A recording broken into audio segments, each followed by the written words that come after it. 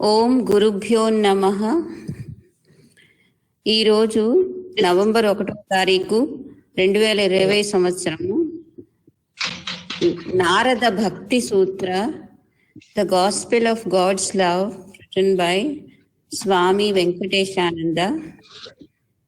మనం ఇప్పుడు సూత్ర 31 చదవబోతున్నాం. 31 సూత్ర. ఓకే. రాజగృహ భోజనాదిషు తథైవ దృష్టత్వాత్. తదైవ దృష్టత్వాత్ తథైవ దృష్టత్వాత్ అంటే రాజగృహ భోజనాలు ఇలాంటివన్నీ కూడా భక్తుడికి ఏమి కూడా నచ్చవు. దృష్టత్వాత్ అవి ఇష్టపడ్డాడు అనమాట. అది అంటే ఇంగ్లీష్ పార్టీలు అవన్నీ భక్తులకి గ్యాదరింగ్స్ ఏవి నచ్చవు. ఇలాంటి గ్యాదరింగ్స్ రాజగృహ అవి మంచి తనకి మంచిగా లేవని వదిలేస్తాడు అనమాట. అంటే యాక్చువల్ గా ఆ భక్తిలో అవన్నీ ఇష్టం ఉండదు. ఇంగ్లీష్ ట్రాన్స్లేషన్ కింద రాసింది, for it is seen to be just so in the case of king, home and dinner. మళ్ళీ అంటే కొంచెం ముక్కలు వేసే for it is seen to be just so in the case of the king, home and dinner. కింద వ్యాఖ్యానం చదవమంటే అది మొదలు పెడతాను. అసంపూర్ణంగా ఉన్నట్టు అనిపిస్తుంది. అంటే అదే చదవాలి ఎలాగ. కానీ కింగ్, హోమ్ అంటే రాజు యొక్క గృహం ఇలాంటివన్నీ కూడా నచ్చవు. రాజు గృహం అంటే ఇల్లు, రాజుగారి ఇల్లు అంటే ఏవి కూడా ఇప్పుడు రాజు అలాంటి మర్యాదలు, రాజ మర్యాదలు, గొప్పవాళ్ళు ఏవి కూడా అతనికి నచ్చవు. These similes belong to Vedantic texts. They are there meant to emphasize that by self-realization nothing is gained.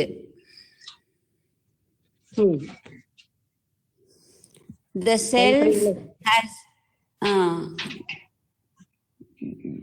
self has always existed as the self-luminous, self-existent reality.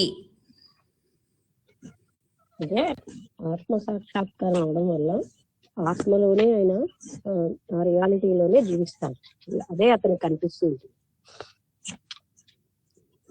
Sadhana does not create the self,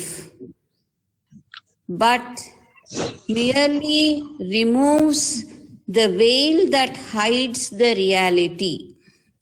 అది అంటే మనం అంతా మొదటి నుంచి అనుకుంది, సాధన self ని తయారు చేయదు. ఆ సాధన ఏం చేస్తుంది? ఎన్ని సాధనలు దాన్ని కప్పేటటువంటి ఆ రియాలిటీని ఏ పొరలతో కప్పేస్తున్నామో ఆ పొరలు తీసేస్తుంది తప్ప సాధన సెల్ఫ్ ని తయారు చేయదు. అంటే అది తయారవ్వక్కర్లే, ఆల్రెడీ ఉంది అని చెప్పడం.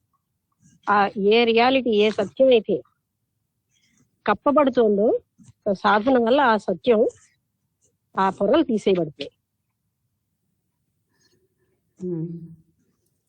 Sadhana merely purifies the heart so that the Atman can be realized by intuitive perception. Intuitive perception అంటే అంతర్గతమైనటువంటి జ్ఞానం వల్ల ఆ సాధన ఏం చేస్తుందంటే ఆ సెల్ఫ్ ని తెలుసుకునేటట్టు చేస్తుంది. That Narada chooses to employ these similes here shows that he regards bhakti and self-realization as synonyms.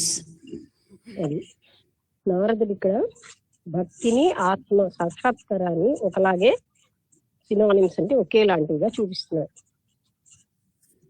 Next paragraph.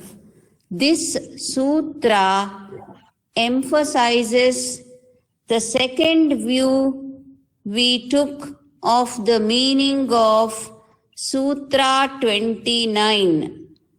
Sutra 29 Anyonya परश्रयत्वे अन्योन्याश्रयत्वम् इत्यन्ति. అది మ్యూచువల్ దాని మీద ఒకటి ఆ డిపెండెన్స్ ఉంటుంది. అది చెప్తుంది అంటే ఈ భక్తి జ్ఞానం ఒకదాని మీద ఒకటి.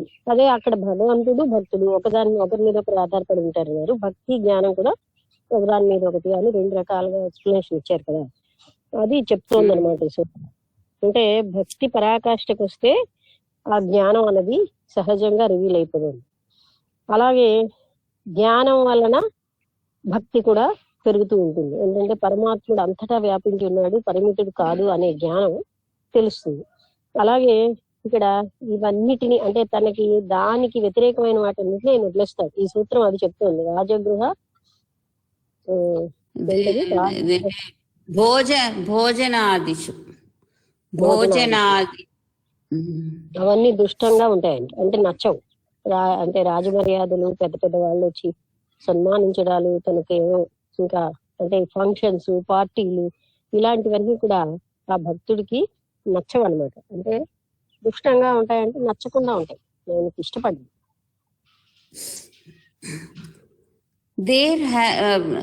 The bond of love forever unites the jiva and the Lord. ప్రేమ ఏం చేస్తుందంటే జీవాత్మని పరమాత్ముడితో కలుపుతూ ఉంటుంది అనమాట. భగవంతుడు అంటే పరమాత్ముడు. అదే అక్కడ జ్ఞానంలో కూడా జీవాత్మ పరమాత్మ ఏకమైపోతాయని చెప్తున్నారు.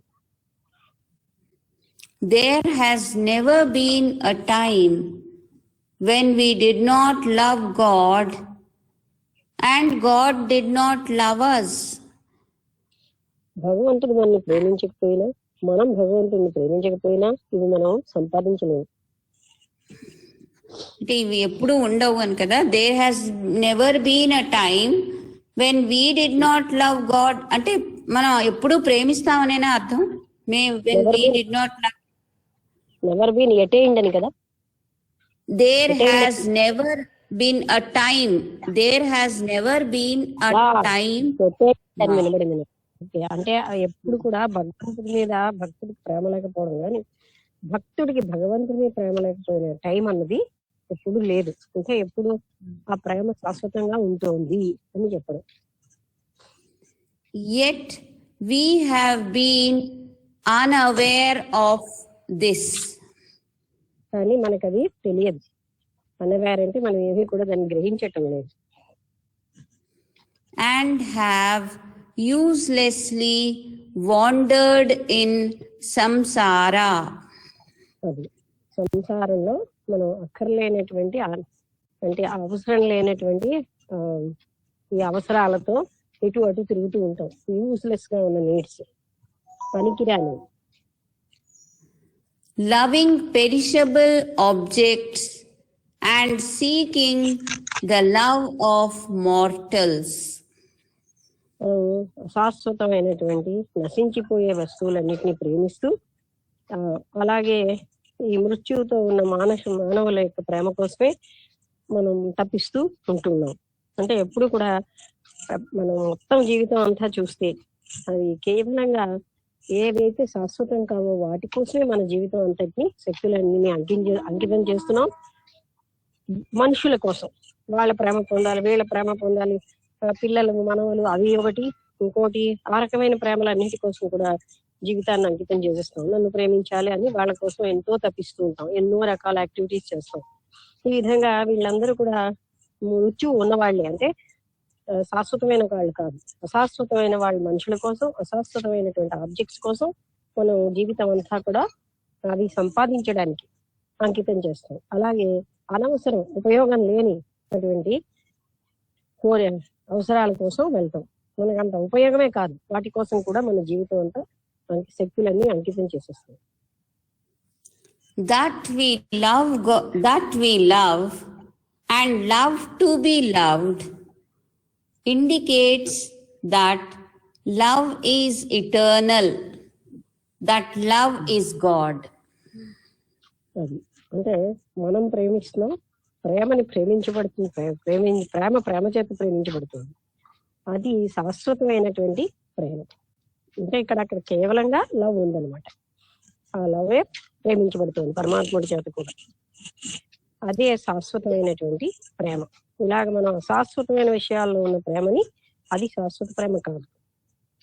అది అందులో ప్రేమించేవాడు లేడు, ప్రేమించే ప్రక్రియ లేదు, ప్రేమించబడేవాడు లేదు. ప్రేమ ఒక్కటే ఉంటుంది. అందుకని love to be loved, love ప్రేమను ప్రేమిస్తుంది అన్న స్థితి అది. అంటే ప్రేమించేవాడు లేడు, లవర్ లేడు, లవ్డ్ లేదు, లవింగ్ లేదు. ఆ త్రిపుటి ఉండదు. ఆ స్టేజ్ కేవలం ప్రేమ ఉంటుంది. The veil of ignorance has hidden this from us.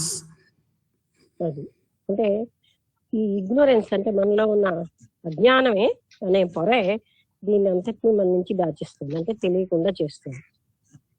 మనలోనే ఉంది అనంతమైనటువంటి ఆ ప్రేమతత్వం, కానీ మన అజ్ఞానం కారణంగా మనము దాన్ని పొందలేకపోతున్నాం. ఎందుకంటే ఆ పెద్ద ముసుగు వేసిబడి ఉంది అజ్ఞానం అనేదాన్ని. ఆ ముసుగు తొలగించడమే సాధన, అంతేగాని అది ఆల్రెడీ ఉన్నదే. ఆ ఉన్నదాన్ని, అది ఎక్కడికి మనమేం తయారయ్యిన దాన్ని తయారు చేసుకోవడం ఏం అక్కర్లేదు. అది ఆల్రెడీ అక్కడ రెడీగా ఉన్నదే, ముసుగులతో ఉంది, కప్పబడిపోయింది. ఆ కప్పబడిపోయిన ఒక్కొక్క ముసుగు తీసేయడమే మనం చేసే సాధన. Bhakti sadhana is intended to remove this veil and reveal to us that we have ever been in love with God. అంటే భక్తి సాధన ఏం చేస్తుంది? ఈ పొరను తీసేసి మనం నిరంతరాయంగా భగవంతుని ప్రేమించే స్థితి ఇస్తుంది. Whose love alone has sustained us all along. ఆ ప్రేమే, ఆయన ప్రేమే నిరంతరాయంగా శాశ్వతంగా ఉండేది. అంటే మన ప్రేమ మనలోనే ఉన్నది. అది ప్రేమ అనేటువంటి ఫీలింగ్, భావం అనేది మనలోనే ఉంది, కానీ అది బయటికి రాకుండా కొన్ని విషయవాసనలు, విషయవాంఛలు ఇవన్నీ కప్పేస్తూ ఉంటాయి. అది కదా అజ్ఞానం వల్ల విషయవాంఛలు అంటే అశాశ్వతమైనవన్నీ పట్టుకుని వాటి వెనక పరిగెడుతూ ఉంటాం. శాశ్వతత్వమే వెళ్ళాం. అలాగే అశాశ్వతమైన మనుషుల ప్రేమకే తప్పిస్తూ ఉంటాం. శాశ్వతమైన పరమాత్మ ప్రేమ కోసం తప్పించాం. A word about the similes themselves. ఈ సిమిలీస్ ఏదో రాజగృహ అని ఇచ్చారు కదా, వాటి గురించి రాస్తున్నారు. ఒక రెండు విషయాలు, రెండు paragraphs. Number 1, a prince had wandered into the forest while he was a small boy and was brought up in a hunter's household as a foundling. అది అంటే ఒక రాకుమారుడు చిన్న వయసులో ఉన్నప్పుడే అడవిలో తప్పిపోయి అప్పుడు ఒక ఆటవికుడు అంతేనా పెంచుతాడనమాట అక్కడ అతన్ని. He regarded himself as a hunter and behaved as such. ఆయన వేటగాడు పెంచడం వల్ల ఆయన కూడా తాను వేటగాడుగానే భావిస్తూ, అంటే రాకుమారుడైనా తను రాకుమారుడని భావించదు, నేను ఒక వేటగాడిని అన్న భావనలోనే ఉంటాడు. Till one day, years later, a member of the royal household discovered him, reminded him of his royal birth, and took him back to the palace. అది కొన్నాళ్ళకి ఆ రాజగృహంలో ఎవరో ఇతన్ని పోల్చుకుంటారు. ఇతను ఆ రాకుమారుడే, నువ్వు ఇక్కడ ఉండిపోయాడని ఆయనకి గుర్తు చేస్తాడు. నువ్వు రాకుమారుడయ్యా, నువ్వు ఇక్కడ ఉన్నటువంటి హంటర్ కొడుకు కాదు పదా అని తీసుకుపోతారనమాట ఆ రాజభవనానికి. Nothing had happened to his inheritance except that he had forgotten it. అది ఆయనని ఆ విధంగా పెంచుకోవడం వల్ల ఏమో జరగలేదు, కానీ ఆ రాకుమారుడు అన్న విషయాన్ని మాత్రం పూర్తిగా మర్చిపోయాడు. అంటే మర్చిపోవడం ఒక్కటే అయింది, కానీ మిగతాదంతా నార్మల్ అలాగే ఉన్నాడు. అదే కదా చెప్తున్నారు. కాదంతా అంటే మనిషిగా ఉన్నాడు కానీ విషయం మర్చిపోయాడు తన రాకుమారుడిని. అంటే ఎలా అయితే మనం మన తాలూకా లోపట ఉండేటువంటి భక్తి భావ ప్రేమ అలాంటివన్నీ మర్చిపోతామేమో, అలా ఇదే ఆత్మతత్వాన్ని లేకుండా జీవిస్తున్నామని, అది comparison. Next example, next paragraph.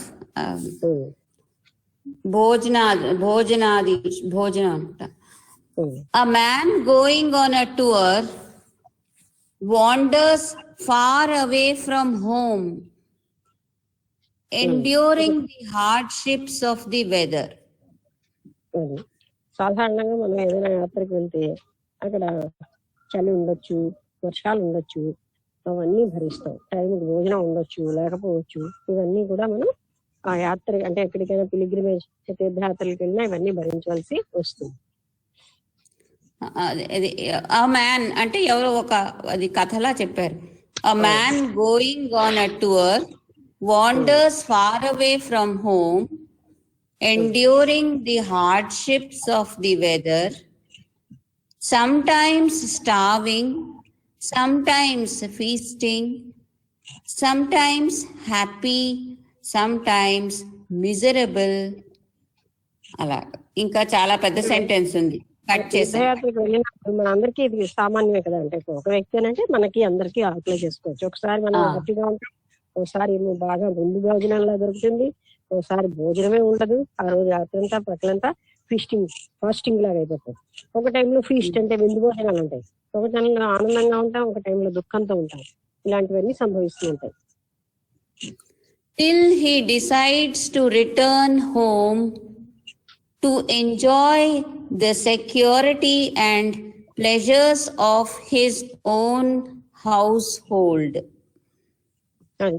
ఆయన తన ఇంటికి చేరే వరకు, ఆ ఇంట్లో ఆయనకి భద్రత, ఆనందాలు అవి వచ్చే వరకు ఆయన ఇలా బాధపడుతూనే ఉంటాడు. Though he slept on the roadside and railway station platforms during the period, no one had taken away his home. ఆయన ఎక్కడో రోడ్డు పక్కన పడుకున్నా, లేదా అంటే రైల్వే స్టేషన్ లో ప్లాట్ఫామ్ పక్కన పడుకున్నా, ఆయన ఇంటిని ఎవరు పట్టుకుపోలేదు, అది అక్కడే ఉంది. He had only to return to it in order to reclaim ownership. ఆయనే అక్కడికి రావాలి, దానికి తానే యజమానిని అని తను ఫీల్ అవ్వడానికి. ఆయనే వెళ్ళిపోయాడు, ఆ హోమ్ ఎవరు పట్టుకుపోలేదు, తనే వదిలేసి వెళ్ళాడు. మళ్ళీ ఆయనే అక్కడికి రావాలి. థర్డ్, ఇందులో కూడా ఏంటంటే ఆత్మతత్వం అన్నదాన్ని మనమే వదిలేస్తున్నాం, మనమే మళ్ళీ అక్కడికి చేరాలి. అంటే అవన్నీ మిగతావన్నీ పట్టుకుని వాటిల్లో దుఃఖాలు బాధలు పడుతూ అవే సర్వస్వం అని జీవిస్తూ మళ్ళీ మనమే తిరిగి ఈ స్థితికి, మనదైన మన ఆత్మతత్వానికి, హోమ్ అంటే ఇక్కడ ఆత్మతత్వానికి మనమే రావాలి.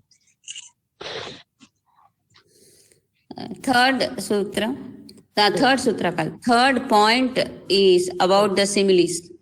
Food when eaten does not create new life force nor appease hunger once for all. ఆహారం ఒకసారి తిన్నామంటే అది శాశ్వతంగా ఆకలి లేకుండా చేయదు. అంటే వన్స్ ఫర్ ఆల్ అంటే శాశ్వతంగా. ఫుడ్ వన్స్ ఈటెన్, మరొకసారి చదువు. Food when eaten does not either create a new life force or appease hunger once for all. నేను పక్కన కూడా చదువుతాను ఇంకా clear. It merely removes a temporary manifestation for the time being. నేను మర్చిపోయాను కానీ విషయం అంతే కదా, ఆహారం యొక్క విషయం చెప్తున్నారు. ఆహారం తిన్నప్పుడు అది తాత్కాలికంగా మన ఆకలి తీరుతుంది, అంతేకాని లేకపోతే కొత్త శక్తి ఏం వచ్చేట్లేదు మనకి. లేకపోతే వన్స్ ఫర్ ఆల్ మరి శాశ్వతంగా తినక్కర్లేదన్న స్థితి ఉండదు. ఆ తర్వాత సంగతి చదువు. Once for all it merely removes a temporary manifestation for the time being. తాత్కాలికంగా మనకు వచ్చినటువంటి ఆకలి అన్నదాన్ని కొంతసేపటి వరకు లేకుండా చేస్తుంది మనం తినే ఆహారం, అంతేగాని శాశ్వతంగా చేయలేదు.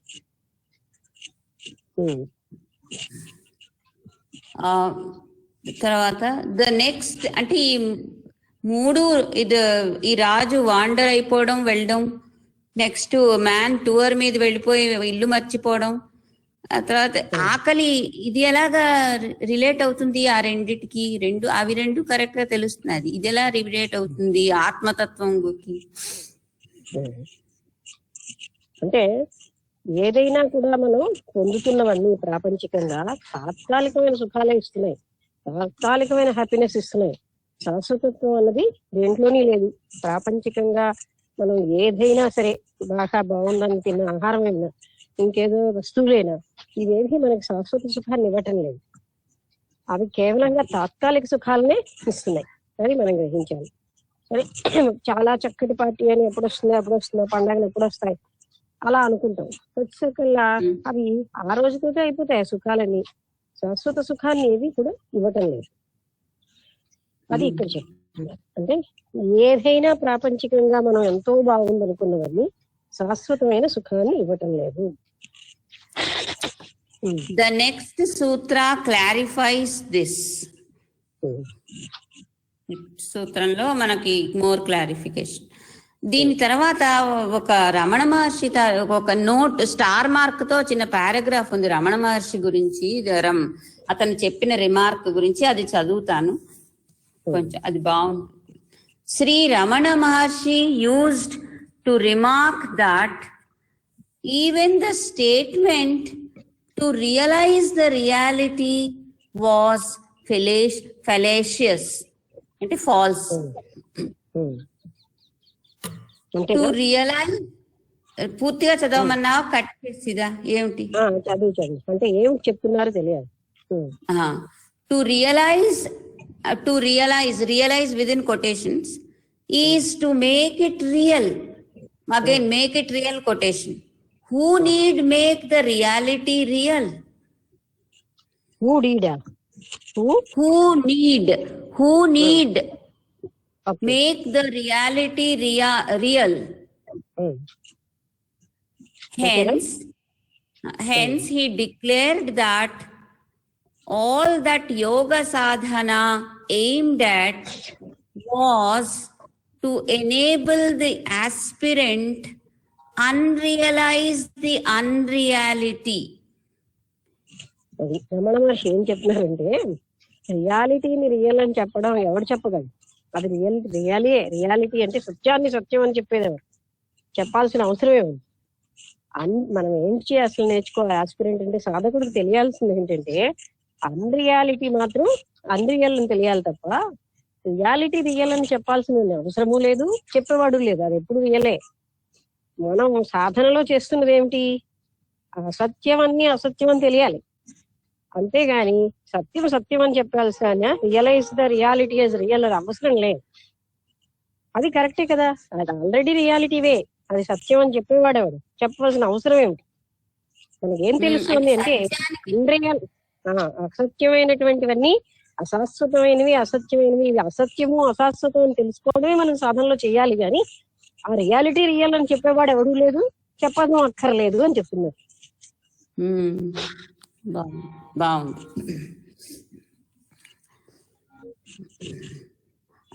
అంటే అవుట్ ఆఫ్ కాంటెక్స్ట్ అవుతుందేమో నాకు తెలియదు. నిన్న మీరు మాట్లాడారు కదా, వాట్ లవ్ ఈజ్ నాట్, అలాంటిదేనా ఇది? ఇది కూడా అదే కొంచెం ఆ లైన్ లో ఉన్నదా ఇది?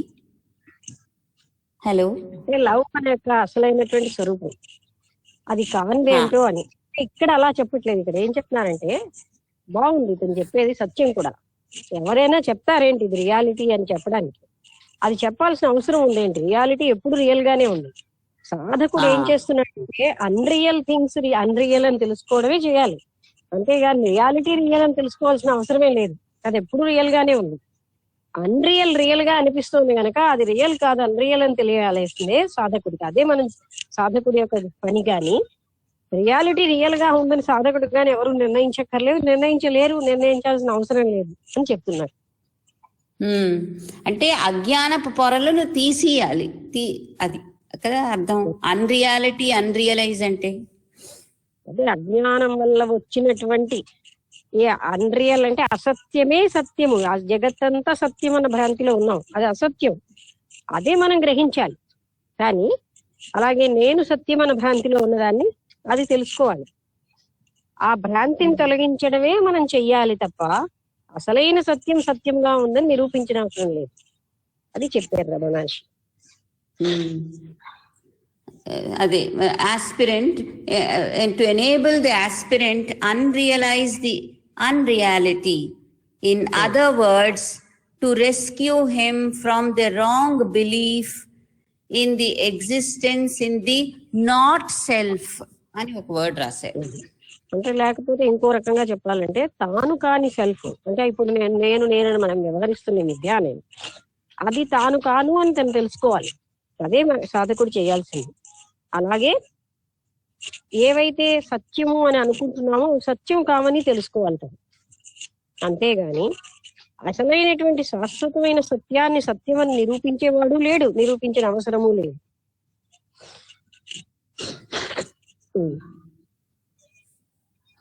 ఈ నెక్స్ట్ సూత్ర స్టార్ట్ అవుతున్నది. శారద గారు 6:57 అయింది. శారద గారు ఉంటే మొదలు పెడతారు ఆవిడ. ఒకసారి అడుగు చూసిదా ఉన్నారా? శారద గారు ఉన్నారా? రాలేదేమో, నేను మొదలు పెడతాను. చాప్టర్ 2 సూత్ర 30. శారదాదేవి సూత్రం చదివి సరే తర్వాత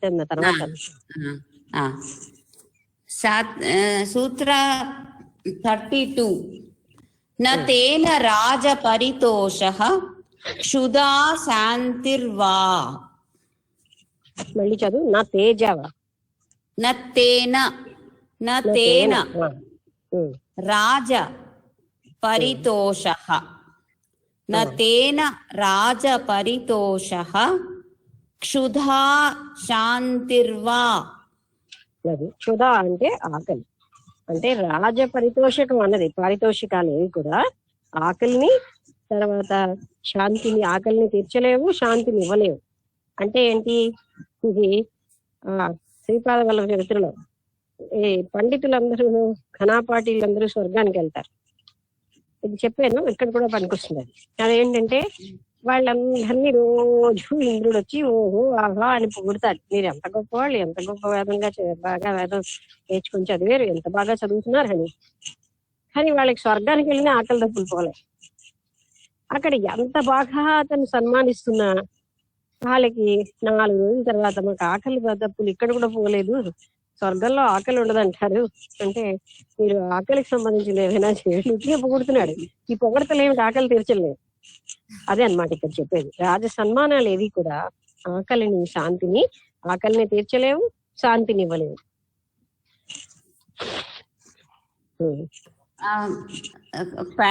నెక్స్ట్ ట్రాన్స్లేషన్ ఒకటి చదువుతాను దీని సూత్రాలు. Not by that does the king become king, nor does the hungry man become satisfied. Not by that అంటే ఏంటి? వేటి వల్ల?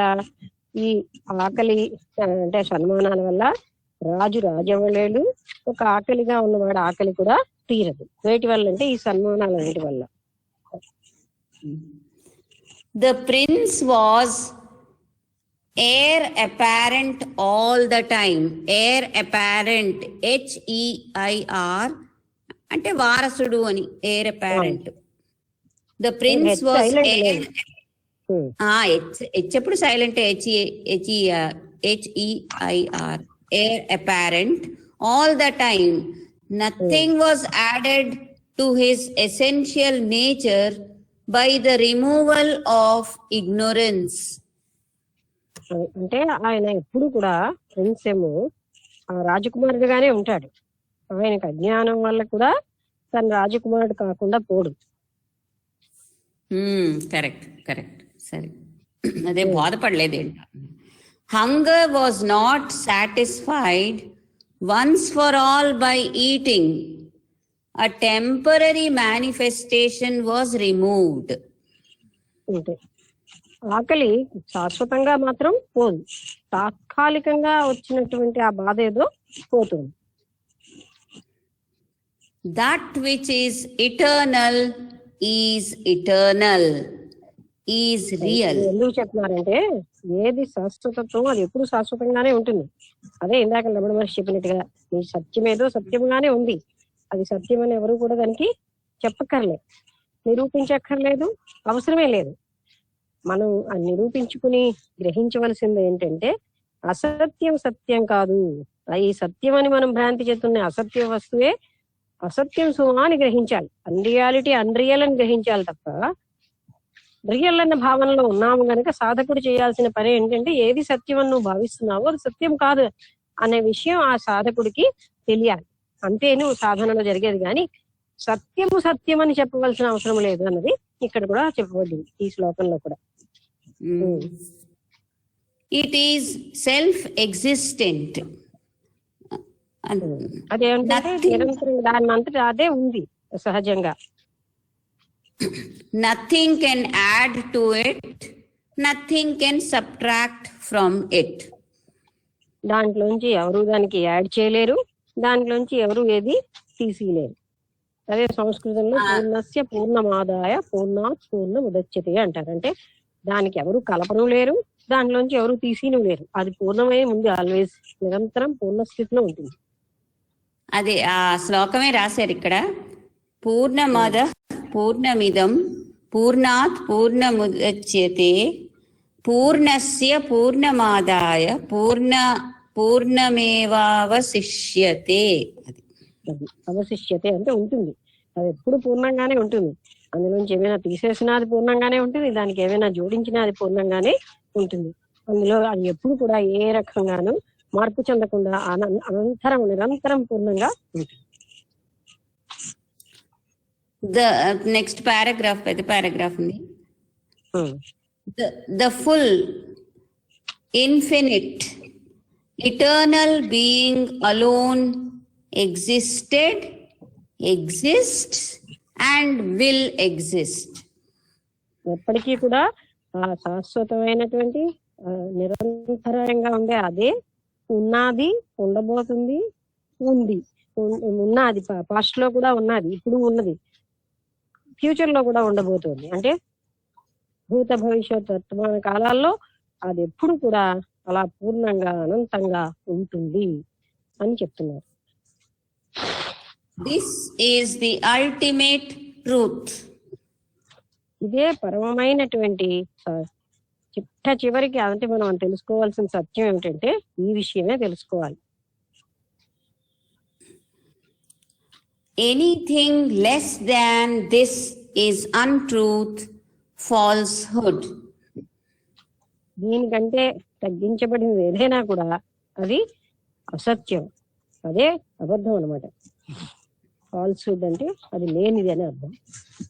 అంటే అది ఎప్పుడు పూర్ణంగా ఉంది, అదే అల్టిమేట్ థింగ్, దాన్నే అదే సమస్తంగా ఉంది, అదే మనం తెలుసుకోవాల్సింది. దానికంటే తగ్గుదన్నది అసలు లేనే లేదు. The great Gaudapadacharya therefore propounded the famous Ajatavada ఏంటో ఆ word, Ajatavada, the theory that one alone exists. గౌడపాదులు కూడా కేవలం ఒక్కటే ఉన్నది అనేటటువంటి థియరీని ప్రపోజ్ చేశాడు అన్నమాట. the theory that one alone exists and that there has never been a creation in reality. అంటే గౌడపాదులు కొత్తగా చెప్పలేదు కదా, మొదటి నుంచి చెప్తున్నదే. అసలు ఈ సృష్టి అన్నది నిజంగా లేనే లేదు, ఉన్నది ఒక్కటే, ఆ అనంతమైన ఆ పరమాత్మ చైతన్యం ఒక్కటే ఉంది. సృష్టి వేరుగా లేనే లేదు. అసలు సృష్టి అది భాసిల్లుతోంది కానీ సృష్టిగా సృష్టించబడనే లేదనేది మనకి నిరంతరాయంగా చెప్తూనే ఉన్నారు. అదే గౌడపాదులు వారు కూడా చెప్పారు. In order to explain the illusion of objective perception which obsessed the dull-witted, Sri Sankara propounded the Mayavada. Shankara సామాన్యులందరికీ అర్థం అవడానికి మాయావాదం అన్నది కూడా చెప్పాడు. అంటే మాయ వల్ల ఈ ప్రపంచం ఉన్నట్టుగా కనిపిస్తోంది అని శంకరాచార్యుల వారు చెప్పారు. అసలు గౌడపాదుల వారు అసలు ప్రపంచమే లేదు, ఉన్నది ఒక్క పరబ్రహ్మతత్వమే అని ఆయన చెప్పారు. Maya is that which makes the unreal appear as real and which hides the reality. మాయ అంటే అసత్యమేమో సత్యంగా గోచరించేదే మాయ. అదేంటంటే ఎప్పుడు కూడా ఆ సత్య స్వరూపాన్ని కప్పేస్తూ ఉంటుంది, అదే మాయ. Maya in itself is neither Sat nor Asat. Neither does it really exist, nor does it exist not. అంటే మాయ ఎలాంటిదంటే అది సత్యమును అసత్యం కూడా, అది ఉన్నది లేనిది కూడా. అంటే నిజంగా మాయ వల్లే ప్రపంచం కనిపిస్తోంది అని మనం అంటున్నాం. అసలు మాయ అంటే ఏమిటని లోపలికి వెళ్తే అసలు మాయ ఉన్నదా అంటే లేదు. కానీ ఉన్నదని ఎందుకు అంటున్నారంటే మాయ వల్ల ప్రపంచం ఏమో నిజమో అని కనిపిస్తోంది కనుక ఉన్నది అనుకోవాలి. కానీ జ్ఞానం వచ్చిన తర్వాత ప్రపంచం ఏమో సత్యం అంటే జగత్తు సత్యం కాదని తెలిసాక మాయ లేనే లేదు అక్కడ. అందుకే ఉన్నదంటే ఉంది, అజ్ఞానంగా ఉన్నప్పుడు ఉంది, జ్ఞానం వచ్చిన తర్వాత లేదు. మరి ఉన్నది లేదు అని రెండు రకాలు చెప్పడానికి కారణం అది. అంటే దానికి అస్తిత్వమే లేదు జ్ఞానం వచ్చాక. ఉన్నది కేవలంగా ఆ పరమ చైతన్యమే అని తెలిసిపోయాక మాయ ఎగ్జిస్టెన్సే మనకు ఉండదు. It is like a mirage whose illusory existence cannot be denied together. ఇది ఒక ఎండమావి లాంటిది. చూసేటప్పుడు ఎండమావి ఉంది కదా, దూరం నుంచి చూసినప్పుడు ఎండమావిగా ఉంది కనుక ఉందని అన్నాను. దగ్గరికి వెళ్తే ఎండమావి లేదు, అసలు ఎండమావి లేనే లేదు అని అనడానికి ఒకసారి దూరంలోంచి కనపడు, దగ్గరకు వస్తే అది లేదు. అంటే లేదు ఉంది రెండు రైటే.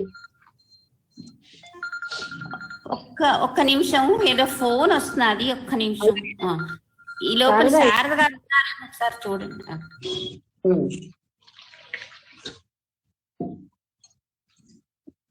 శారద రాలేదా? లక్ష్మి చెప్తాను, నువ్వు కంటిన్యూ చేసి వాళ్ళకి ఏదో పని ఉండొచ్చు కదా. తను ఎక్కడి దాకా చదివింది?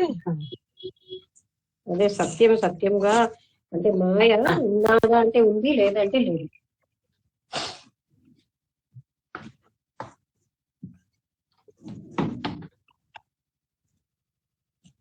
ఇట్ ఈస్ లైక్ మా మిరాజ్ అయిపోయింది కదా. లేదు ఇంకా పారాగ్రాఫ్స్ ఒక రెండు ఉన్నాయి, దీని గురించి చెప్తున్నాను. 3 సిమిలీస్ అన్నారు కానీ ఇక్కడ రెండే కనిపిస్తున్నాయి. Now let us take a good look at the 3 similes. అంటే పై చెప్పిన వాటి కాదు, ఇందాక చెప్పిన వాటి మీద, లేకపోతే మళ్ళీ సరే ఏదైనా పర్వాలేదు. చదువుతాం ఏమవుతుంది.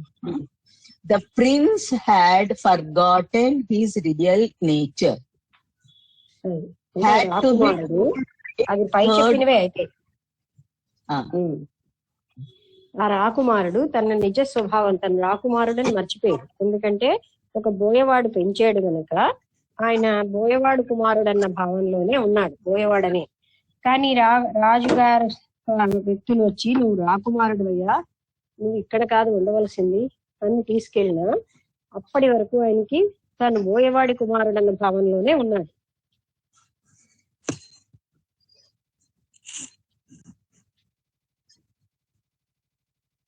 and sorry, had to be told by a third person and brought back to the palace.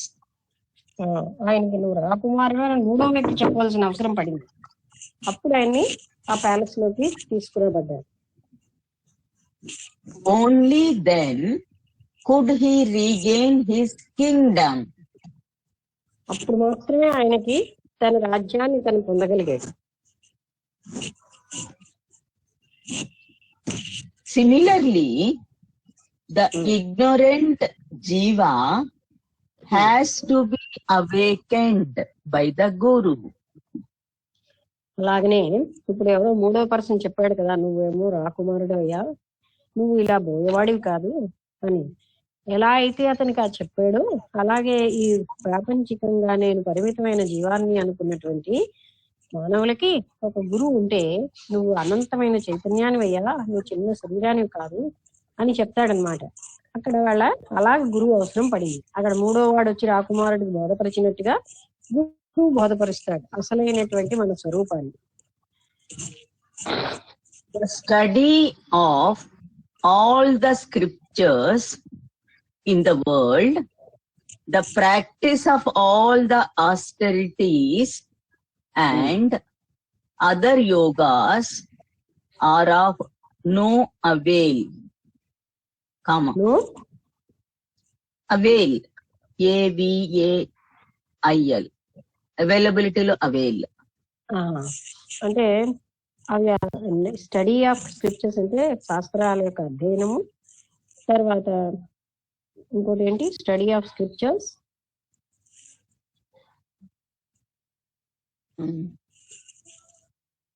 practice of all the austerities. Yeah. అంటే ఏంటంటే సాధనకు సంబంధించినటువంటి ఈ తపస్సు అంటే ఇలాంటి వైరాగ్యం ఇలాంటి ప్రాక్టీసెస్ అన్ని నో అవైల్. అంటే ఇంకోటి ఏంటి, ఇవన్నీ కూడా అంత other yogas are of no avail unless this spiritual awakening has been brought about by the guru. అది అంటే ఆ గురువు వలన ఈ స్పిరిచువల్ అవేకనింగ్ అంటే తన ఆధ్యాత్మికంగా తన పరిపూర్ణమైనటువంటి ఆత్మతత్వాన్ని అని తెలుసుకునే వరకు ఇది ఎన్ని చేసినా ఫలితం లేదు. అంటే ఎన్ని శాస్త్రాలు చదివినా ఎన్ని రకాలైన సాధనలు చేసినా ఫలితం ఏమి ఉండదు. ఫైనల్ ఏంటంటే తాను ఆత్మస్వరూపాన్ని పరమాత్మ స్వరూపాన్ని అని తెలుసుకునే వరకు అవి ఫలించవు. Right understanding of the nature of God is imparted by the Guru in a wordless discourse, word less అంటే పదాలు లేనటువంటి మాటలు లేని ఒక సంభాషణలో ఆ గురువు యొక్క చెప్పిన బోధ ఏంటి అంటే అనంతమైనటువంటి అనంతత్వమే నీవు అనే దాన్ని వీళ్ళు శిష్యుడు గ్రహించాలన్నమాట.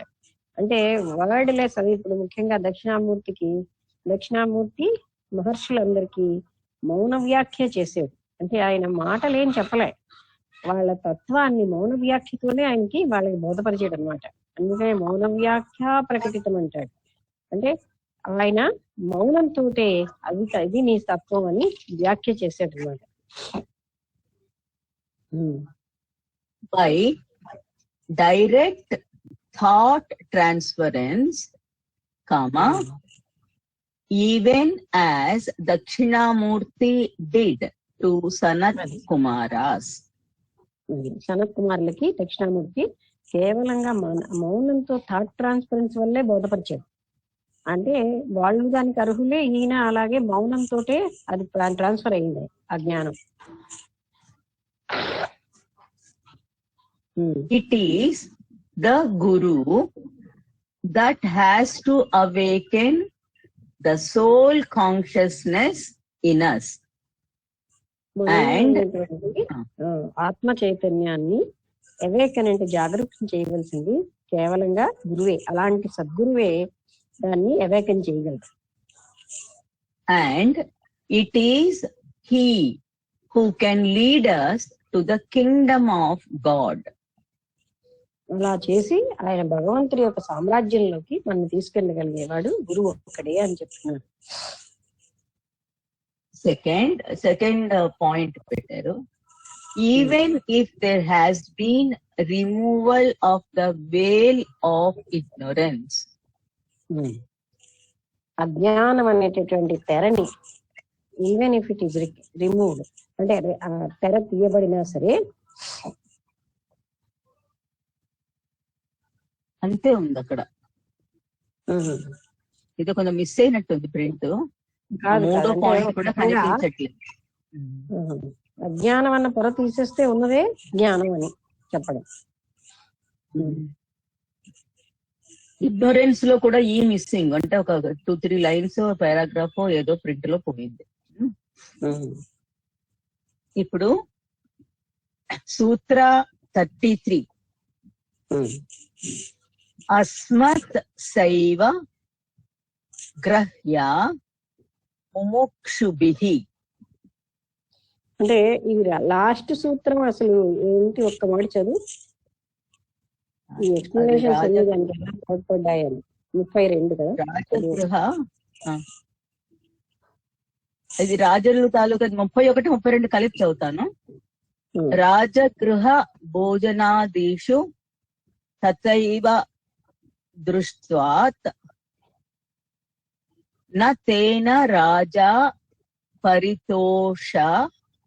దృష్ట్వాత, దుష్టాత అని నిలబడింది నాకు. దృష్ట్వాత అంటే చూడడం. న తేన రాజా పరితోష క్షుక్ చంతిర్వా. క్షుక్ చంతిర్వా. చుక్ క్షుత్ కదా, KSHUC క్షు అవుతుంది కదా. క్షుక్ చంతిర్ అంటే ఆకలి అయి ఉండొచ్చు. ఓకే, అది 32. 33 అస్మత్ సేవ గ్రహ్య ముముక్షుభిః. అస్మత్ చైవ అస్మత్ సేవ గ్రహ్య ముముక్షుభిః. మీనింగ్ చదవనా? చదువు. Therefore, devotion alone should be clung to by those who desire liberation. Devotion alone should be తర్వాత ఏం చదివా word? Therefore, devotion alone should be clung to by those who desire liberation. ఎవరైతే ముక్తిని కోరుకుంటారో వాళ్ళు భక్తికి పట్టుకుని వెళ్ళాలి, అంటే భక్తిని వదిలేయకూడదు అని చెప్తున్నారు.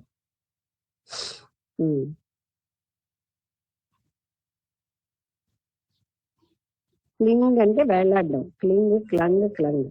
క్లంగ్ అంటే పాస్ట్ టెన్స్ అన్నమాట. వేళ్లాడేరు అని. డివోషన్ ని పట్టుకుని వేళ్లాడే వాళ్ళు ముక్తిని పొందారు. కొంచెం లోగా వస్తుంది. You can improve it. We have seen how Sri Narada equated God realization with supreme devotion. Supreme ocean Devotion. Devotion. నారదుల వారు ఉన్నత స్థాయి భక్తిని భగవంతుణ్ణి అంటే రియలైజ్ చేయడం, ఆత్మ సాక్షాత్కారంగా వర్ణించారు. అంటే పూర్తి ఉన్నత స్థాయి భక్తే ఆత్మ సాక్షాత్కారంగా చెప్పారు ఇక్కడ. లక్ష్మి, నీ వాయిస్ కొంచెం ఇంప్రూవ్ చేస్తాను లక్ష్మి. అదేదో నీ తాలూకా అడ్జస్ట్ చేసుకో. Ear phones ear phones correct గానే ఉన్నాయి. సరే, నేను కూడా ఇవాళ స్లోగా చెప్తున్నాను జలుబు వల్ల. Devotion itself has been reiterated to be the goal. అది అంటే భక్తికి మాత్రమే ఎక్కువగాను ఎంఫసీ ఇవ్వాలన్నమాట. ఆ గోల్ అంటే ఆత్మ సాక్షాత్కారం అనే గోల్ రీచ్ అవ్వడానికి భక్తి చాలా ముఖ్యమైనది. Now we are told that devotion is the same as liberation. ఇప్పుడు ఏం Moksha. చెప్పారు? మోక్ష ప్రాప్తికి భక్తి అవసరం, భక్తే మోక్షం అని కూడా చెప్తున్నారు. నిన్న కూడా చెప్పారు ఈ పాయింట్ ఏంటంటే సాధన, ఆ సాధన వల్ల గ్రహించాల్సిన గోలు రెండు ఒకటి అయిపోతాయి భక్తి మార్గంలో. ఎందుకంటే స్టార్టింగ్ నుంచి ఆయన పరమాత్ముడితో ఐక్యతతోటి ఉంటుంటాడు. అందువల్ల చిట్ట చివరికి కూడా ఐక్యతనే సాధిస్తున్నాడు. అందుకని చిట్ట చివరికి సాధించాల్సింది మొదటిలోనే ఆయనకు ఉంటుందని మొదటే అంతా డిస్కస్ చేసుకున్నాం. మీన్స్ ఆర్ ద గోల్ అన్నారు. అంటే ఏ పద్ధతులు పాటిస్తున్నాడో ఆ పద్ధతులే గోల్ అన్నమాట భక్తి మార్గంలో. That is what is meant by saying that those who regard the end of life is moksha should cling to devotion. ఎవరైతే జీవితాంతం మోక్షం పొందాలనుకుంటారో ఆయన భక్తిని పట్టుకుని వేలాడాలి, అంటే భక్తిని వదలకూడదు అని చెప్తున్నారు. Next paragraph. Another important point is brought out in this sutra. మరొక ముఖ్యమైన పాయింట్ కూడా చెప్పబడింది ఈ సూత్రంలో. And that is the place of purushartha, self-effort in bhakti. పురుషార్థం యొక్క స్థానం అంటే భక్తిలో పురుషార్థాన్ని యొక్క స్థానం ఏమిటి అనేది కూడా చెప్పబడింది. Bhakti is not for the weak-willed idiot who is asked to worship God just because he can do nothing else. అంటే భక్తి అలాంటి వాళ్ళకి కాదు. నువ్వేమో భగవంతుని పూజ చెయ్యి అని అంటే, వర్షిప్ అంటే అంటే పూజించడం లేకపోతే ఆయన్ని అదే పూజించడం అని అర్థం. నీకు అలాంటి నువ్వేం చేయక్కర్లే, ఇంకా భగవంతుని పూజ చేస్తే చాలు. అలాంటి ఇడియట్స్ అంటే మూర్ఖుల కోసం భక్తి కాదు అని చెప్తున్నారు. అదే మనం నిన్న చెప్పుకున్నాం కదా, కేవలం పూజలు చేస్తే వచ్చేది కాదు, చేసేస్తే సరిపోతుంది అనుకోవద్దు. అవి ఏమీ సంబంధం లేదు. అది కేవలంగా మానసిక స్థాయి, బాహ్యమైన యాక్టివిటీస్ తో సంభవించేది కాదు. Bhakti is only for the person of strong will. గట్టి ఇచ్ఛాశక్తి ఉన్నటువంటి వాళ్ళకే భక్తి. Who is at the same time prepared and strong enough to surrender it at the lotus feet of the Lord. అంటే ఎవరు ధైర్యవంతులకే భక్తి. ధైర్యే సాహసే అన్నారు. అంటే సాహసము ధైర్యం ఉన్న వాళ్ళకి, ఎవరైతే వాళ్ళని వాళ్ళు ఆ పరమాత్ముడి యొక్క పాద పద్మాల దగ్గర సమర్పించుకుంటారో వాళ్ళకే భక్తి. అంతేగాని కేవలంగా నువ్వు పూజలు చేసేస్తే చాలు, భగవంతుడిని పూజ చేస్తే చాలులే, నువ్వు అన్ని సంపాదించిస్తావని మూర్ఖమైన మనస్సుతో ఆలోచించే వాళ్ళకి భక్తి కాదు. అది భక్తే కాదనేసి. Even though the bhakta adopts the kitten attitude towards God and meekly accepts his will, it is obvious. సరే ముక్కలుగా చదువు. Even though the Bhakta, even though the bhakta adopts the kitten attitude towards God, భగవంతుడి కోసం hidden అంటే దాగినటువంటి ఉద్దేశ్యాన్ని ఆయన even though the Bhakta adapts అంటే అటువంటి దాన్ని తను పట్టుకున్నా సరే, అంటే ఆ భగవంతుడిలోని హిడెన్ అంటే దాచబడిన లక్షణాలను ఆయన పట్టుకున్నా సరే,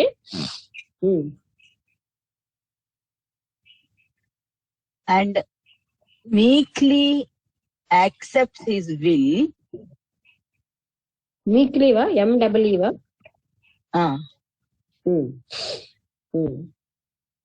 It is obvious that this itself demands tremendous willpower.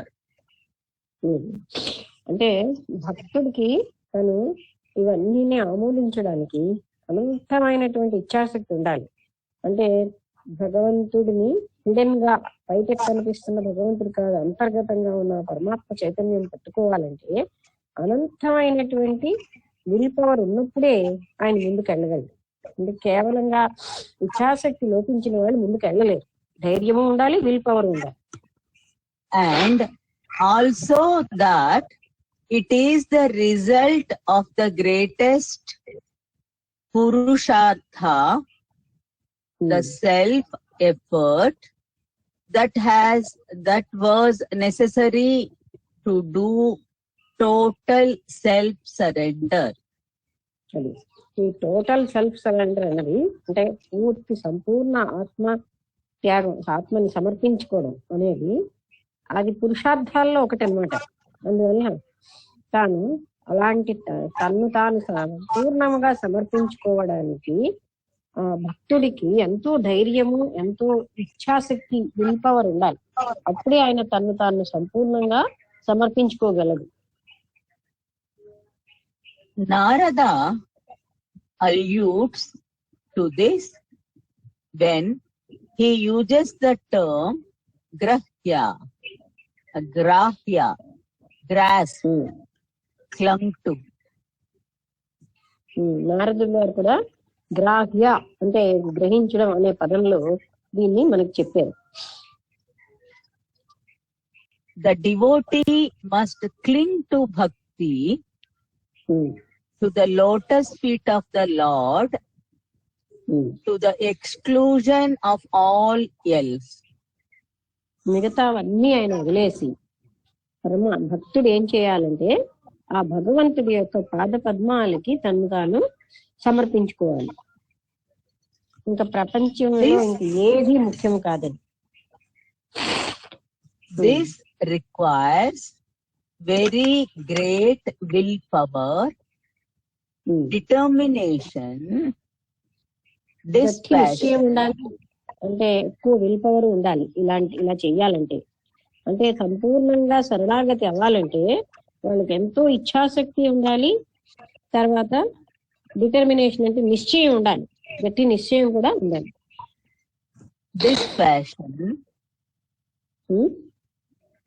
Dispassion and discrimination.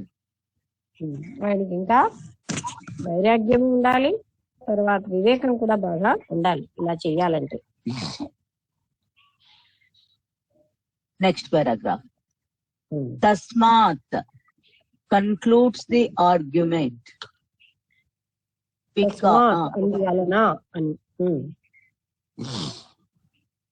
Because devotion is self-existent reality.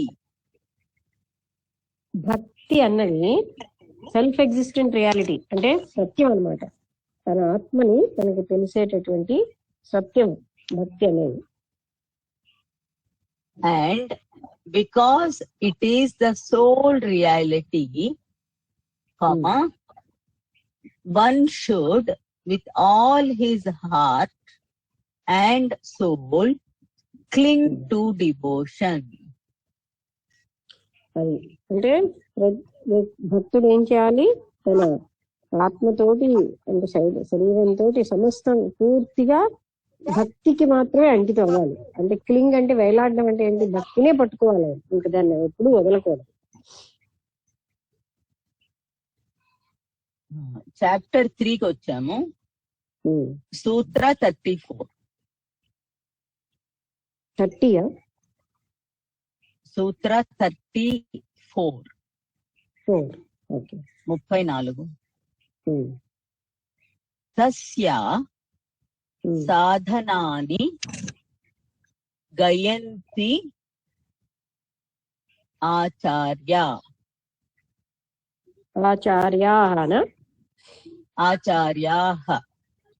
తస్య సాధనాని గయంతి ఆచార్యాః.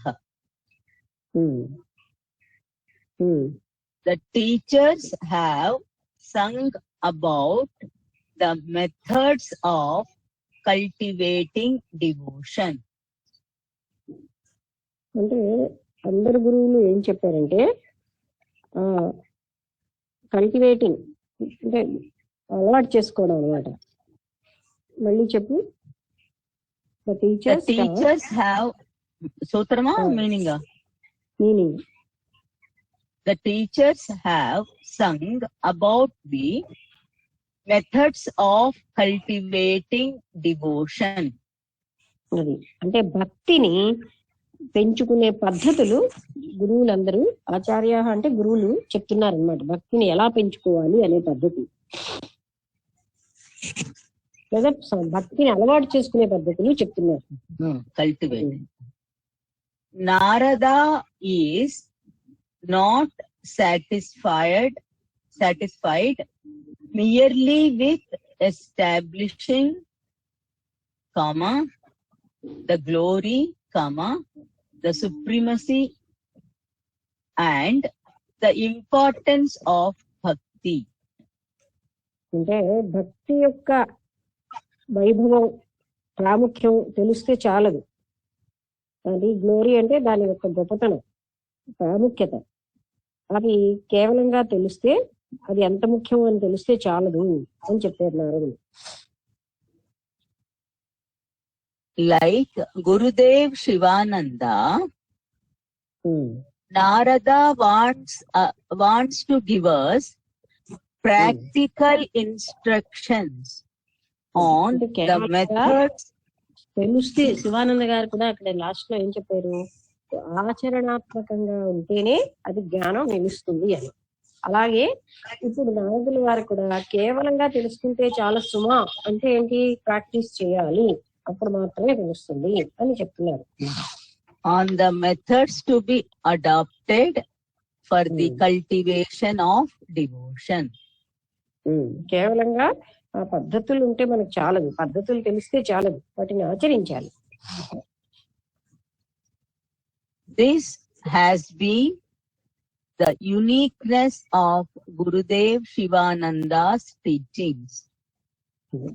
గురుదేవ్ శివానంద గారు ఎప్పుడు ఏం చెప్తారు, ఎంతో జ్ఞానం తెలిసిస్తుంటే చాలదు, దాన్ని ఆచరించాలి. అది ఆయన యూనిక్నెస్ అన్నమాట, అంటే విశిష్టత. A seeker once told me, quotes, I am familiar with the teachings of Shri dash dash and Swami dash dash. ఒకసారి నాకు ఫలానా స్వామి యొక్క బోధలు బాగా తెలుసు అని చెప్పాడు. Their writings are sublime and thought provoking. వాళ్ళు రాసినవి చాలా డీప్ గా ఉన్నాయి, పైగా ఆలోచనాత్మకంగా ఉన్నాయి. True, but I study them at night and get up in the morning and I do not know what to do. నేను రాత్రి వాటిని అధ్యయనం చేశాను, పొద్దున్న లేచాను, నాకు ఏం చెయ్యాలో తెలియదు. ఇప్పుడు అంటే రాత్రి అన్నిటినీ అధ్యయనం చేసి పొద్దున లేచాను, కానీ I do not know what to do, నాకు ఏం చేయాలో తెలియట్లేదు. They do not give any practical instructions. అవి అక్కడ ఏమీ కూడాను ప్రాక్టికల్ గా ఎలా ఉండాలి అనేటటువంటి సూచనలు ఇవ్వలేదు. This is where Gurudev Shivananda excels.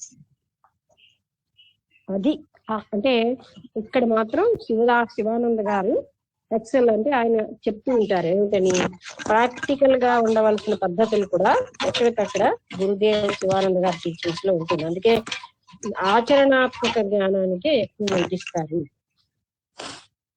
He says, get up at 4 a.m. and japo Ram Ram. ఆయన ఏం చెప్తారంటే, నువ్వు పొద్దున్నే 4 గంటలకు లేచిపోయి రామజపం చెయ్యి అని చెప్తారు. తెల్లవారుజాము లేచి రామనామ జపాన్ని చెయ్యమని చెప్తున్నారు. This is much better than all the philosophy taught without this. అది అంటే ఈ రకంగా జపం చెయ్యకుండా ఎన్ని చదివినా సరే అవి అంటే వాటన్నిటికంటే ఇది ఉత్తమం. ఎన్నో ఫిలాసఫీస్ వేదాంత గ్రంథాలు చదివిన కంటే ఈ రకంగా ఆచరించినటువంటి జ్ఞానమే చాలా ముఖ్యము అని చెప్తున్నారు.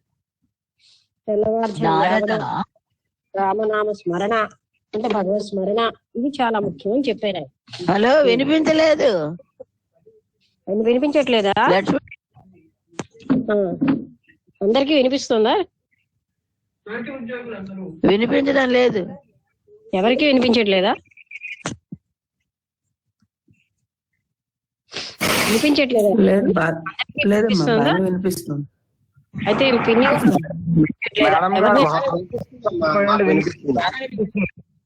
వినిపిస్తుంది కదా? అయితే మీకే వినిపించట్లేదు గనక మీరేమో ఎవరినైనా అక్కడ అడగండి. అందరికీ వినిపిస్తోంది. అంటే గురుదేవ్ శివానంద గారు ఏం చెప్పారు అంటే, ఆచరణాత్మకంగా ఉన్న భక్తి ఎన్నో రకాల వేదాంతాలు చదివిన కంటే గొప్పది అని చెప్పారు. Narada too is a practical bhakta. అది నారదుడు కూడా ఆచరణాత్మకంగా ఉన్నటువంటి భక్తుడే. ఆచరణలో ఉండే భక్తే ఉంది ఆయనకి. He gives us practical guidance. అందుకే ఆయన అలాంటి గైడెన్స్ అంటే అలాంటి మనకి పద్ధతులే చెప్తాడు. ఆచరణాత్మక భక్తికి కావలసిన పద్ధతులు చెప్తున్నాడు నారదుల వారు కూడా. Next paragraph.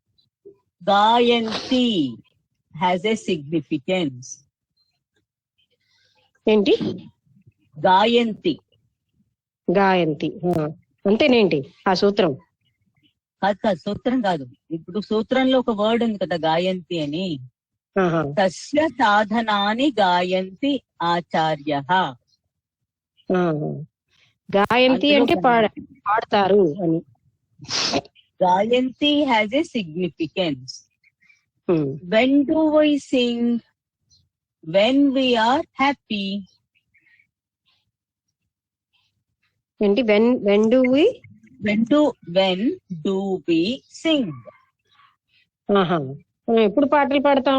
ఎప్పుడైతే హ్యాపీగా ఉంటామో అప్పుడే పాడతాం. The sages who had a vision of the truth. ఎవరికైతే ఈ మహాత్ములు, ఈ సత్పురుషులందరికీ సత్యం ఏమిటో తెలుసు, ఆ విజన్ ఉంది వాళ్ళకి. అందువలన వాళ్ళు ఏంటంటే ఆచార్యాహ అంటే ఈ సత్పురుషులైన గురువులందరూ గాయంతి అంటే పాడుతూ ఉంటారు. ఏమిటి పాడుతూ ఉంటారు? ఆనందంగా. తస్య మళ్ళీ చదువుతాను. వాక్యం చదువు. కాదు అంటే తస్య స్టార్టింగ్ సంస్కృతం సూత్రం. తస్య సాధనాని గాయంతి ఆచార్యాః. అంటే ఈ ఆచార్యులందరూ ఆ సాధనలన్నిటినీ ఆనందంతో పాడుతూ ఉంటారట. అంటే ఆనందంగా వివరిస్తూ ఉంటారు, ఆనందంగా పాటలు కూడా పాడతారు సాధనలకు సంబంధించిన దాన్ని. అది దాని యొక్క అర్థం.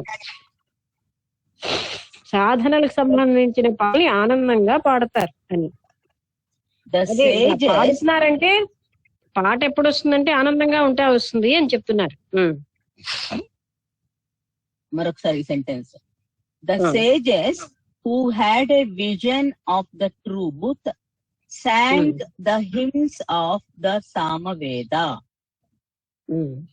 అందుకని వాళ్ళు ఏం చేస్తున్నారు? సామవేదంలో ఉన్నటువంటి ఆ పాటలని పాడుతూ ఉంటారు. అంటే అందులో అంటే ఏమంటారు దాన్ని, హిమ్స్ అంటే అందులో ఉన్న విషయాల్ని వాళ్ళు పాడతారు. శ్లోకాలు, మంత్రాస్.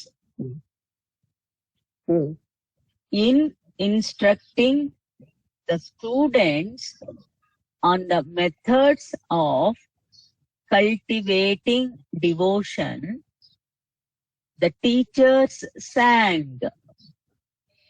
అది అంటే భక్తి అన్నది వాళ్ళకి రావడం కోసం ఆచార్యులు పాడుతూ ఉంటారన్నమాట, అక్కడున్న గురువులు. ఇక్కడ కల్టివేటింగ్ అంటే తెలుగులో మనం అబ్బడం అని చెప్పుకోవచ్చునా? కల్టివేటింగ్ అంటే మనం చెప్తాను, జీవితంలో ఆచరించడానికి, అంటే అలవాటు చేసుకోవడానికి. They were delighted to find good students. వాళ్ళకి ఇన్ని మంచి విద్యార్థులు దొరికితే వాళ్ళు చాలా ఆనందిస్తూ ఉంటారు. And they rejoiced even while imparting instructions to these students. అలాంటి స్టూడెంట్స్ కి, ఎవరైతే మంచి వాళ్ళో, శ్రద్ధాభక్తి ఉండి జ్ఞాన తపన ఉంది, అలాంటి స్టూడెంట్స్ కి వాళ్ళు చెప్పడానికి కూడా ఎంతో ఆనందపడుతూ ఉంటారు. Bhakti is all sweetness and all joy at every stage. భక్తి ప్రతి దశలో కూడా మధురంగా ఉంటుంది, ఆనందంగా ఉంటుంది. ఏ స్థితిలో, ఏ దశలో అయినా అది మధురము, ఆనందం. Sutra 35. Tat tu vishaya tyagat sanga tyagak cha. అంటే భక్తుడి విషయత్యాగము, సంగత్యాగము చేయవలసి. తత్తు విషయత్యాగ సంగత్యాగ, త్యాగాత త్యాగత్త, ఇంగ్లీష్ లో ఉంది కదా. అంటే విషయత్యాగము, సంఘం అంటే శరీరంతో నేను, మనస్సు నేను అనే సంగత్యాగము చేయాలి, విషయ త్యాగాలు చేయాలి, అలాగే బాహ్యమైనటువంటి సాంగత్య త్యాగాలు చేయాలని అర్థం పెట్టుకోవచ్చు. It is by abandonment of sensual objects and of all attachment. అన్ని రకాల బంధాలను, తర్వాత ఇంద్రియ సుఖాలు ఇచ్చేటటువంటి వాటన్నిటిని త్యాగం చేయాలి. The mainstay of all spiritual practices is the eradication of Vishaya Vasana. అంటే ఆధ్యాత్మికమైనటువంటి సాధనలకి చాలా ముఖ్యమైనటువంటి దశ ఏమిటంటే విషయ వాసనలన్నిటినీ సమూలంగా తీసి పారేయడమే అసలే మొట్టమొదటి స్థితి. అది అంటే విషయ వాసనలు తీయడమే ఆధ్యాత్మిక సాధనకి first stage. Hyphen Vishaya Vasana hyphen tendency to sense joy enjoyment. అంటే అది ఇటువంటి విషయ వాసనలను అనుభవించాలి అనేటటువంటి ఆ ఉద్దేశాలని తీసి పారేయాలి. Vishaya Vasana is born of ignorance. ఈ విషయ వాసనలు కేవలంగా అజ్ఞానంలోంచే జనిస్తున్నాయి. It invites repetition of acts of sense indulgence. Sense intelligence, Sense indriya. ఇది ఎందుకు వస్తుందంటే మనకి ఇంద్రియ యొక్క ఇంటెలిజెన్స్ అంటే ఇవి కావాలి, అవి కావాలని వాటి యొక్క ఆనంద అనుభూతులతోటి తిరిగి తిరిగి పుడుతూ ఉంటాయి. Which again augments the vasana. అదేం చేస్తుంది మనకి, మనం అంటే ఆగ్మెంట్స్ అంటే మరి కొంచెం పెంచుతూ ఉంటుంది అనమాట ఈ విషయ వాసన. అంటే ఈ సెన్స్ ఇంటెలిజెన్స్ అనేది అంటే ఒకసారి మనం తృప్తిపడి ఆనందపడుతూ ఉంటే మళ్ళీ మళ్ళీ కూడా అది పెరుగుతూ ఉంటాయి. Thus, a vicious circle is created. అలా విషయ వాసనలు పెరుగుతూ ఉంటే ఒక విషస్ అంటే చాలా కాంప్లికేటెడ్ గా ఉన్నటువంటి సర్కిల్ తయారవుతుంది. అంటే ఒకవైపు విషయ వాసనలు పెరుగుతూ ఉండడం, ఇంకా వాటిని తీర్చుకోవడం, మళ్ళీ వాటి కోసం తప్పించడం, దీంతో ఏంటంటే భక్తుడికి అలాంటి ఒక కాంప్లికేటెడ్ గా ఉన్నటువంటి సర్కిల్, అంటే అలా విష వలయంలో ఉండిపోతాడు. which it is very difficult to break. అలాంటి దాన్ని విడగొట్టడం చాలా కష్టం. The spiritual hero breaks this vicious circle by willfully denying the mind and the senses the pleasures they crave for. ఆధ్యాత్మిక సాధకుడు ఏం చేస్తాడంటే ఇచ్ఛాశక్తితోటి తన ఇష్టపూర్వకంగానే ఎటువంటి వాటి యొక్క ఈ విషయాసక్తులు, విషయాలని, ఇంద్రియానికి ఆసక్తుల్ని ఆయన వదిలిగలుగుతాడు.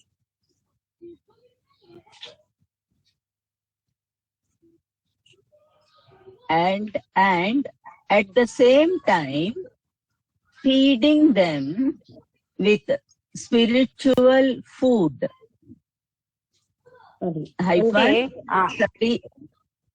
ఒకసారి ఆధ్యాత్మిక అంటే సత్యాలని వాటికి చెప్పడం ద్వారా, ఇంద్రియాలన్నిటికీ ఆధ్యాత్మిక సత్యానుభూతిని, ఆ సత్యాలని వాటికి ఇవ్వడం ద్వారా ఒకటి వాటిని ఆ ఇంద్రియ సుఖాల నుంచి ఆయన తప్పించడం, పైగా వాటికి ఆధ్యాత్మిక సత్య అనుభూతులు ఇవ్వడంతో అవి అందులోంచి మళ్ళీ పోయే పరిస్థితి ఒక సాధకుడు, నిజమైన సాధకుడికి అలా జరుగుతుంది.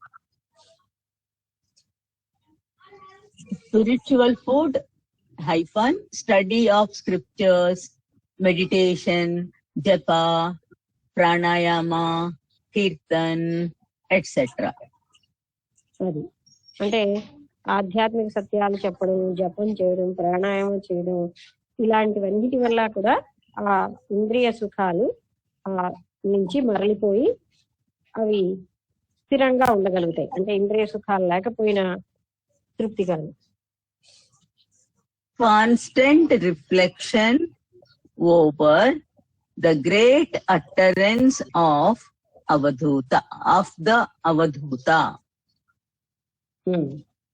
కాన్స్టెంట్ రిఫ్లెక్షన్ అంటే మళ్ళీ చదువు. Constant reflection, constant reflection over the great utterance of the Avadhuta. చిన్న సాంస్క్రిట్ లైన్ ఉంది. ముక్తి మిచ్చసి చేత్ తథా విషయాన్ విషవత్ త్యజ. అంటే ఎవరికైతే ముక్తి అంటే ఇష్టమో వాళ్ళు విషయాలన్నిటినీ విషం అని భావించి త్యజత్ వదిలేయాలి. అంటే ఈ విషయాసక్తులు విషయంగా భావించి ముక్తిని ఇష్టపడిన వాళ్ళు ఈ విషయాసక్తులే విషయం అని వదిలేయాలి అని దాని అర్థం. అలాగా అతను అవధూత చెప్పిన ఆ వాక్యాలని గుర్తుపెట్టుకుంటూ మనం ఇది చెప్పాడు ఆయన. ఏమిటి చెప్పాడు? ఎవరికైతే ముక్తి పట్ల ఆసక్తి ఉంటుందో విషయవాసనలన్నీ విషమని త్యజించేయాలి. మనం జ్ఞాపకం పెట్టుకుంటూ, అంటే ఆ ఆస్పిరెంట్ సాధకుడు గుర్తుపెట్టుకుని నిరంతరంగా ముందుకెళ్ళాలి. If you want liberation, renounce the objects of the sense enjoyment as you would shun poison. అది ఎలా, అదే దాని అర్థం. నువ్వు ఎలా అయితే విషయాన్ని వదిలిస్తావో విషయ వాసనలన్నీ వదిలి ఒకవేళ నీకు ముక్తి కావాలంటే అని. The vishayas or objects of enjoyment have in them poison of ignorance.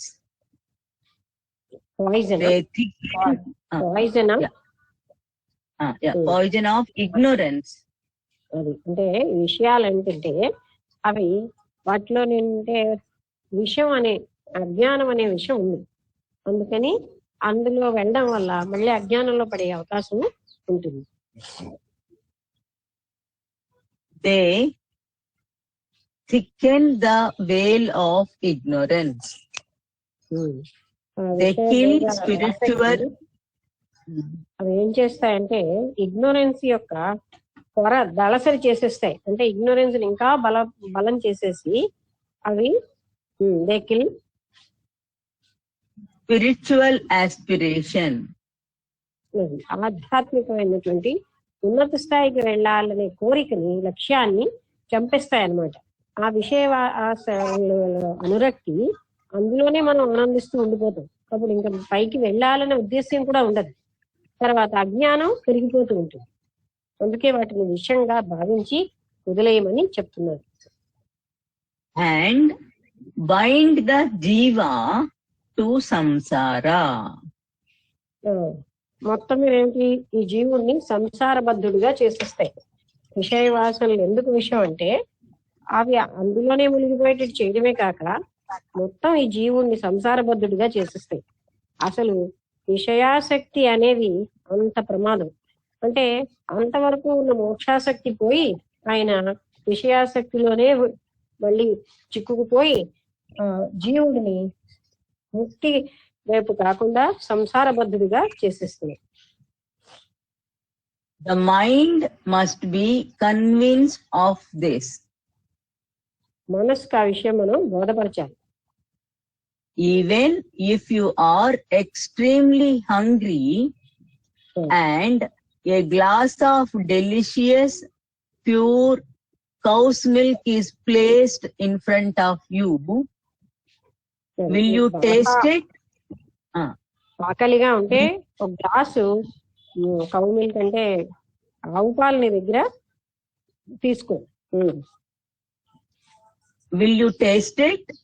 If you are told that by mistake a dreadful of poison has been dropped into that glass. అంటే ఒకవేళ భయంకరమైనటువంటి విషయం ఆ గ్లాస్ లో ఇచ్చేస్తే, ఆ పాల గ్లాస్ లో నువ్వు దాన్ని తీసుకుని తాగుతావా? అసలు కనీసం రుచి చూస్తావా? No. When you look at the objects of the sense pleasure, remind yourself of this. నీకు ఎప్పుడైతే ఈ ప్రాపంచిక విషయ సుఖాలు అవి విషం అని తెలిసినప్పుడు, ఆ విషం అనే ఎలా అయితే ఆవు పాలలోని విషం కాని కొన్ని చుక్కల విషం వేసినా ఎలాగైతే తాగమో, అలాగే విషయ సుఖాలు కూడా విషం అని తెలిసినప్పుడు అటువంటి సాధకుడు దాన్ని అనుభవించాలని కోరుకోరు. They are there only to thicken the veil of ignorance and take you further away from God. అవి ఎందుకంటే విషయ సుఖాలు అజ్ఞానాన్ని మరికొంచెం బలపరిచేసి పరమాత్మ భగవంతుడి నుంచి మనం దూరంగా తీసుకెళ్లిపోతుంటాయి. ఎందుకంటే విషయ వాసనలో ఉన్న వాళ్ళకి భగవద్చింతన ఇష్టం ఉండదు, భగవంతుడే ముఖ్యమని ఉండదు. అందుకని వీళ్ళు దూరంగా వెళ్ళిపోతూ ఉంటారు. They are poison to your spirit. నీ యొక్క స్పిరిట్ కి, నీ ఆత్మకవి విషంతో సమానమైనది. Has not everything been said? When it is said, renounce the objects. అంటే అందుకోసమే రినౌన్స్ ది ఆబ్జెక్ట్స్ అంటే ఆ విషయ వస్తువులన్నిటినీ వదిలేయి అని ఎందుకు చెప్తున్నారు? అవి కేవలంగా మనకి విషంతో సమానం. అందుకోసం అవి మన భక్తి నుంచి, పరమాత్మ నుంచి దూరం చేస్తాయి. అందుకే అలా చెప్పబడింది. By then the addition of sangatyagat. అలా అందమే కాకుండా విషయ త్యాగాత్ అందమే కాకుండా సంగత్యాగాతని కూడా ఎందుకు యాడ్ చేశారు? ఒక విషయ త్యాగం ఉంటే చాలదని కదా అర్థం. Next paragraph. Gurudev Shivananda has said that the heated iron is more dangerous than coals of fire themselves. వేడి చేయబడినటువంటి ఇనుము చాలా ప్రమాదకరమైనది. దేనికంటే ఉట్టి నిప్పు కంటే కూడా వేడి చేయబడినటువంటి, అంటే బాగా దాన్ని ఏమంటారు, కరిగించినటువంటి ఆ ఇనుము చాలా ప్రమాదమైంది. లేదా వేడిగా మామూలుగా ఉన్న వేడి కంటే ఎర్రగా కాల్చేసి నేను చాలా ప్రమాదం.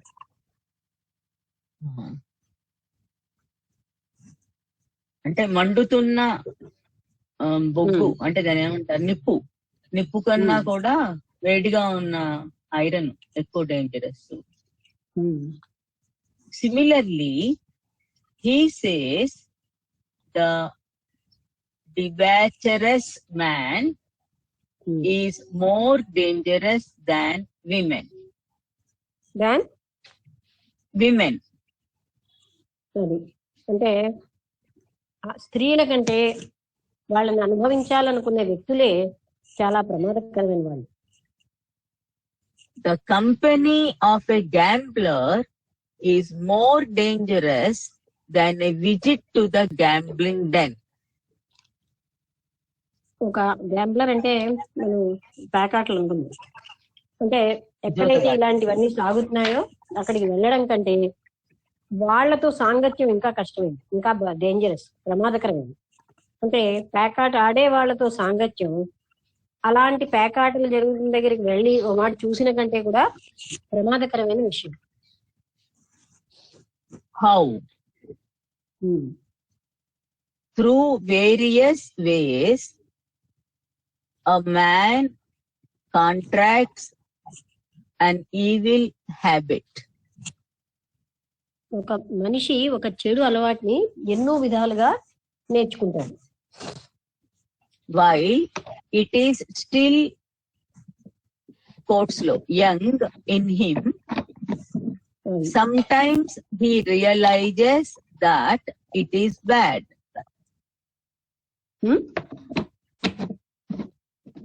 While it is still young in him,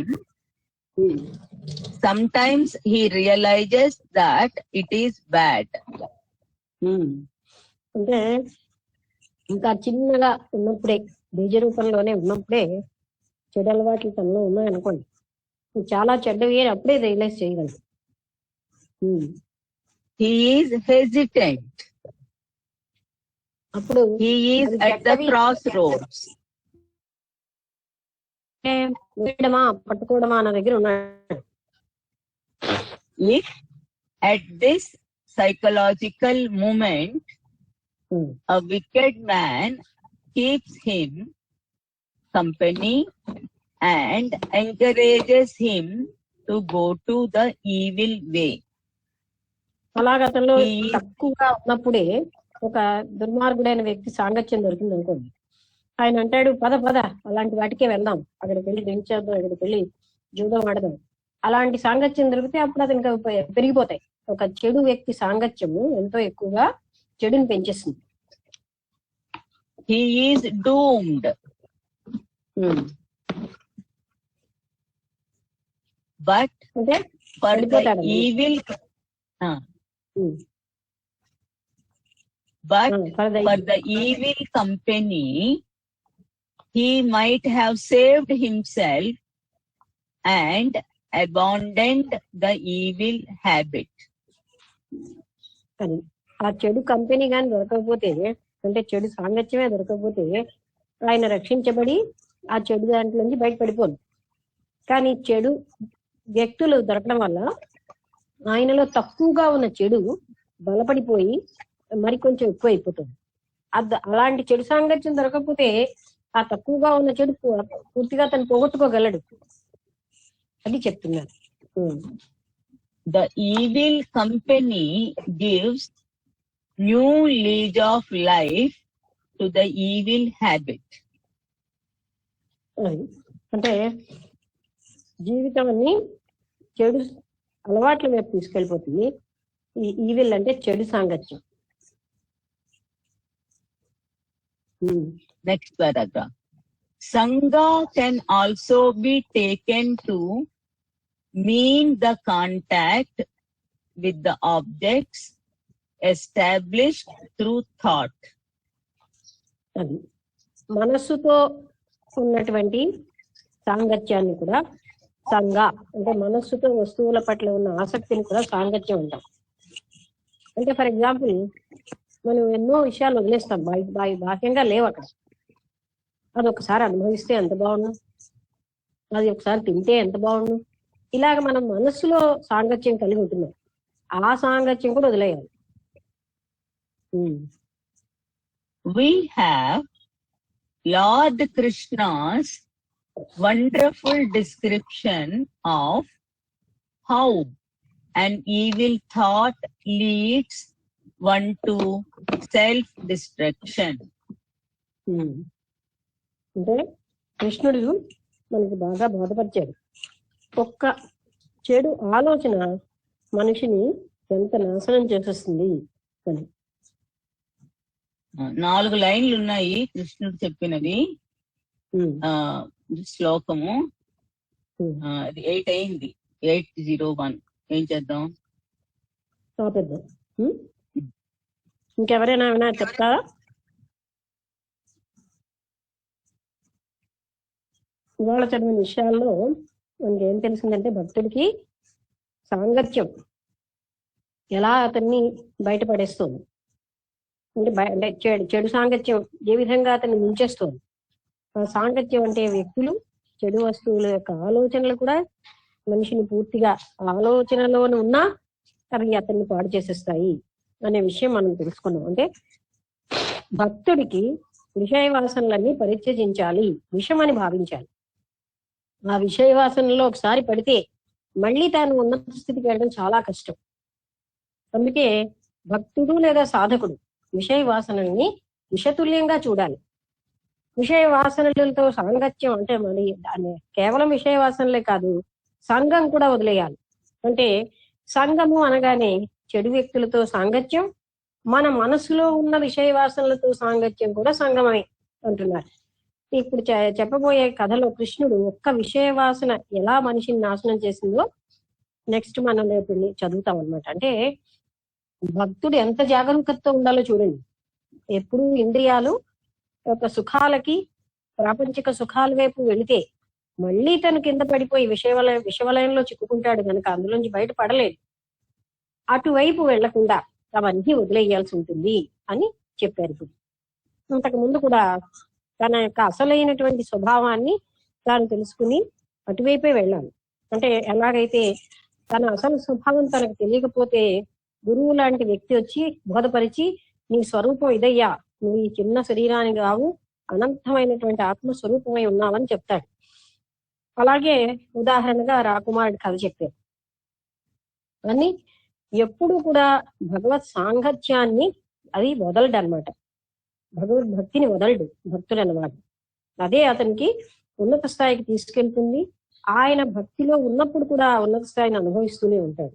భక్తిలో ఉన్న గొప్ప లక్ష్యం అది. అంటే ఆ పద్ధతే ఫైనల్ గా వచ్చే ఫలితాన్ని ఇస్తూ ఉంటుంది. భక్తి యొక్క గొప్పతనం అది. సరే, ఇక్కడితో ఆపేద్దాం. అందరికీ నమస్కారం.